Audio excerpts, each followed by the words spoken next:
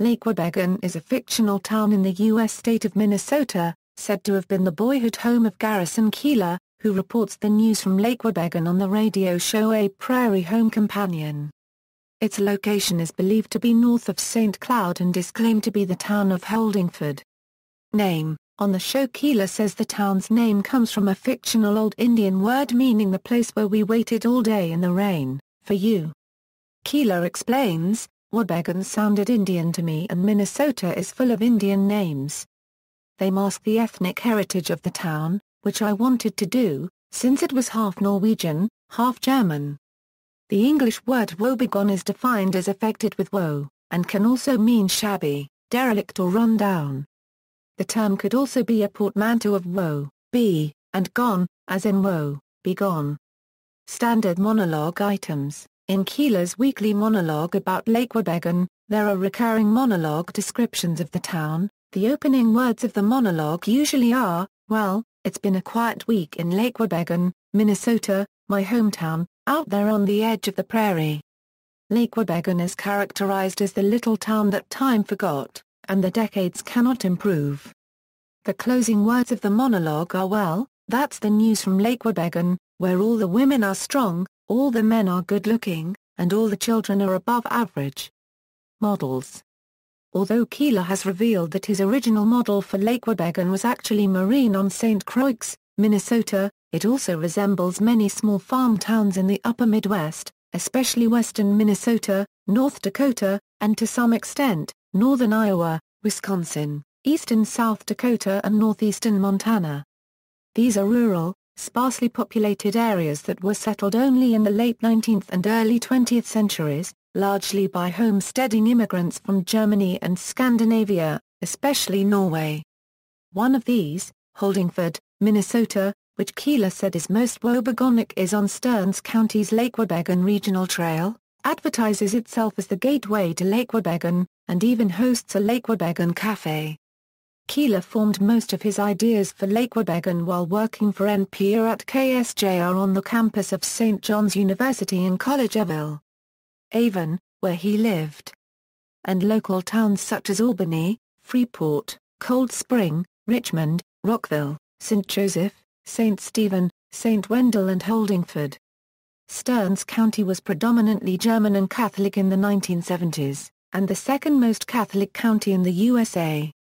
In order to balance the religious and ethnic demographics of the physical location in Stearns County with the rest of Minnesota, Keillor imported the Lutheran and Scandinavian elements into the mythical town, making it more identifiable and therefore more interesting to the rest of the state.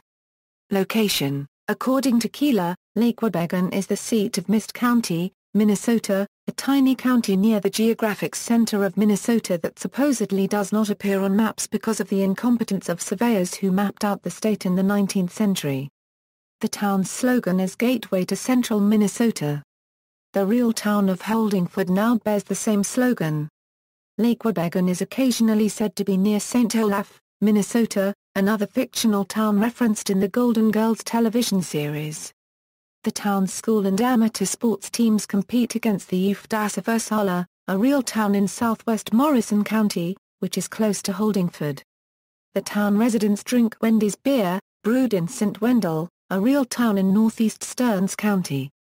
The nearest good-sized town referenced in Keillor's monologues is St. Cloud.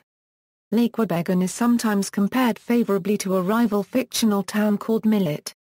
A real town called Rice lies 20 miles north of St. Cloud. Microsoft Virtual Earth now returns a location when Lake Wobegon, Minnesota is entered into their search engine. The place is a little north and somewhat east of St. Cloud. The programs distributed at live performances of A Prairie Home Companion in 2005 have a map showing Lake Wobegon about 2 miles north of Holdingford, north and west of St. Cloud. Keillor often references a cafe in downtown Lake Wobegon called the Chatterbox Cafe. There is a real cafe and gas station in Olivia by the same name. Olivia is located in north-central Renville County. History and character: Keillor chronicles a number of bizarre incidents in the town's early history, akin to the events in Black River Falls in Wisconsin Death Trip. Keillor identifies the original founders of what became Lake Wobegon as New England Unitarian missionaries, at least one of whom came to convert the Native American Ojibwa Indians through interpretive dance. A college was founded at what was then called New Albion, but the project was abandoned after a severe winter and numerous attacks by bears. The project had only one survivor, a very practical woman who married a French-Canadian fur trapper who fed her in exchange for her help with the chores. This pragmatic couple were the founders of the current settlement. The founders of New Albion decided to settle at Lake Wobegon because they had gotten very lost and did not know how to get back to where they had last been. To celebrate this, the colony's motto was Up Quidab. Later the motto in the Lake Wobegon Incorporated town seal is described as Sumus Quod Sumus. Most of the current population is made up descendants of German immigrants, who are mostly members of the Catholic parish of Our Lady of Perpetual Responsibility, and descendants of Norwegian and Swedish immigrants, who comprise the Lake Wobegon Lutheran Church. Keillor describes his family as members of the Sanctified Brethren. The 800 residents are proud of the statue of the unknown Norwegian. Lake Wobegon is in competition with its rival, St. Olaf, for having the most descendants of the same common ancestor. Lake Wobegon became a secret dumping ground of nuclear waste during the 1950s. The town is the home of the Whippets baseball team, tuna hot dish, snow, Norwegian bachelor farmers, ice fishing, tongues frozen to cold metal objects, and lutefisk, fish treated with lye which, after being reconstituted, is reminiscent of the afterbirth of a dog or the world's largest chunk of phlegm.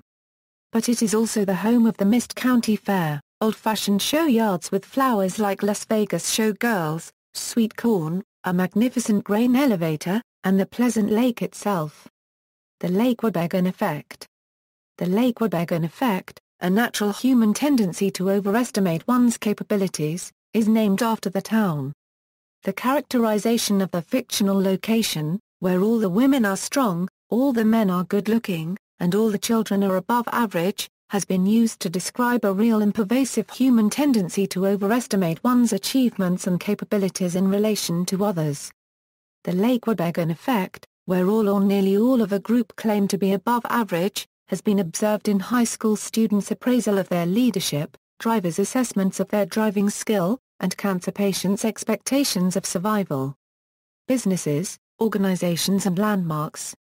Jack's Auto Repair, including Jack's School of Thought, Warm Car Service, Dry Goods Emporium, Jack's Fountain Lounge, and Jack's Home, a rest spa for people of all ages, Ralph's Pretty Good Grocery.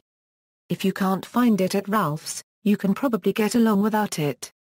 Bertha's Kitty Boutique, the Sidetrack Tap, run by Wally and Evelyn. The dim little place in the dark where the pinball machine never tilts, the clock is a half-hour slow, and where love never dies. The Chatterbox Café Copyright, the place to go that's just like home. Café Copyright Beauouf, where the elite meet to greet and eat, with Metra D. Morris. Arts Bates and Night O Rest Motel, Our Lady of Perpetual Responsibility Catholic Church.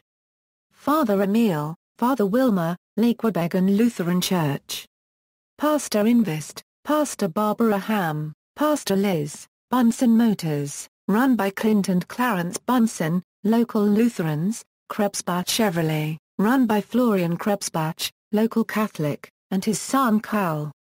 Moonlight Bay Supper Club, Bucks Rent-A-Tux, The Herald Star, town newspaper run by Harold Starr, Skoeglin's Five and Dime, Luan Magendans' Bon Marcher Copyright Beauty Parlor and Salon, Co-op Hardware, Clifford's, The Sons of Newt Temple, Norwegian Fraternal Organization, The Whippets, Town Team Baseball, Will Whippya Good.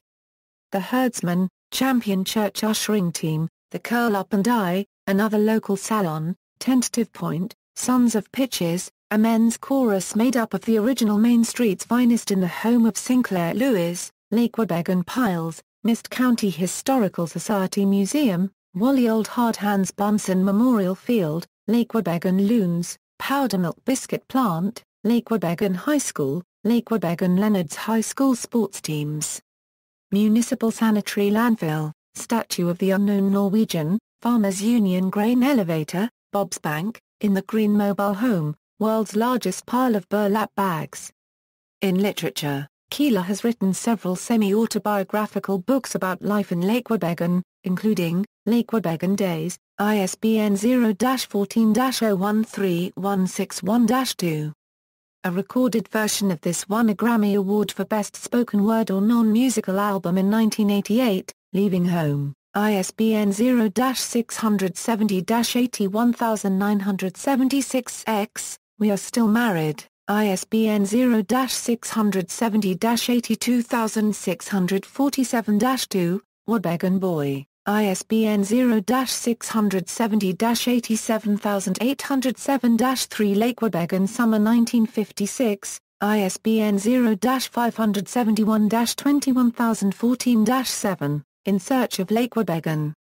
ISBN 978-0-670-03037-8, Pontoon, A Novel of Lake Wobegon, ISBN 0-670-06356-8, Liberty, A Novel of Lake Wobegon, ISBN 0-670-01991-7, Life Among the Lutherans, ISBN 978-0-8066-7061-4, Pilgrims, A Wobegon Romance, ISBN 978-670-02109-3.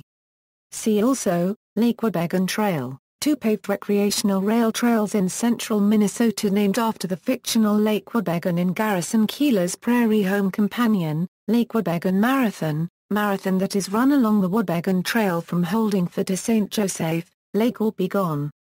References. External links. Lake Wobegon Trail in Stearns County, Minnesota, In Search of Lake Wobegon from National Geographic, part of an article plus links to related sites. Hiring, The Lake Wobegon Strategy, Peter Norvig, Google Research Blog, News from Lake Wobegon Podcast, National Public Radio A Prairie Home Companion, Lake Wobegon Monologues, American Public Media's Pretty Good Goods, The Source of Lake Wobegon.